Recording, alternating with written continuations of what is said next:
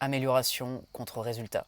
En préparation mentale, il va de soi que si c'est pour un entrepreneur, un professionnel ou un athlète, les sessions d'entraînement, les sessions de travail vont générer des échecs, des réussites et plus souvent des échecs.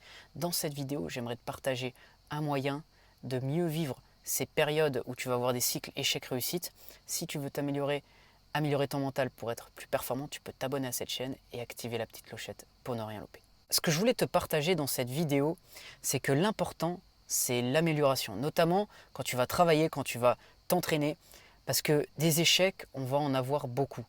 À l'entraînement, tu peux regarder chez un sportif, l'échec, c'est quelque chose qui est redondant parce que il va tenter des choses, qu'il ne tentera pas peut-être lors d'une partie, lors d'un match. Il va s'entraîner, il va essayer de prendre des risques pour s'améliorer dans différentes directions. Et tu peux comparer ta vie personnelle ou ta vie professionnelle de la même manière lorsque tu vas appliquer ce que tu sais au jour le jour. Et l'important vraiment, c'est le processus, ce que tu vas mettre en œuvre pour avancer vers tes objectifs.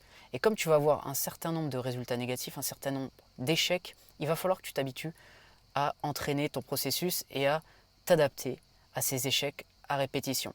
Et quand tu n'es pas dans une recherche absolue et répétitive de résultats lorsque tu agis au jour le jour, eh bien, tu vas relâcher un peu la pression, tu vas être moins anxieux par rapport à ce que tu fais parce que tu es en train de t'entraîner, tu es en train d'améliorer. Si tu prends l'exemple d'un sportif, par exemple un rugbyman qui fait un entraînement, une partie, un match à l'entraînement avec ses coéquipiers, c'est là qu'il va tenter un certain nombre de choses et c'est là peut-être que pendant ce match d'entraînement, il va remarquer qu'il n'a pas géré au mieux l'animation offensive, peut-être qu'il aurait dû aller plus au large, peut-être qu'il aurait dû jouer au pied et ça va l'entraîner sur différentes composantes qui vont lui permettre globalement d'améliorer sa performance. Alors que s'il est tout le temps dans le résultat de la gagne, alors ça peut être utile, mais ça peut être aussi contre-productif parce que, comme je te l'ai dit, des échecs, il y en aura à répétition.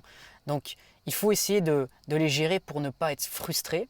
Et quand je te dis de te focaliser sur le processus, c'est vraiment optimal parce que ça te permet de t'améliorer et d'avoir une perspective bien plus sereine lorsque tu vas passer à l'action. Et ça, tu peux le faire en prenant du plaisir lorsque tu passes à l'action, lorsque tu t'entraînes, lorsque tu effectues cette activité qui te permet d'avancer. C'est vraiment comme ça que tu vas bien prendre conscience de ces moments où peut-être l'échec t'affecte trop et que tu ne vas pas voir l'opportunité derrière, à savoir améliorer tout ce que tu fais pour globalement devenir meilleur. Donc voilà pour cette vidéo, j'espère qu'elle t'a aidé. Si c'est le cas, tu peux mettre un j'aime, tu peux t'abonner à cette chaîne si tu veux d'autres contenus sur la préparation mentale. Et je te dis à bientôt pour une prochaine vidéo.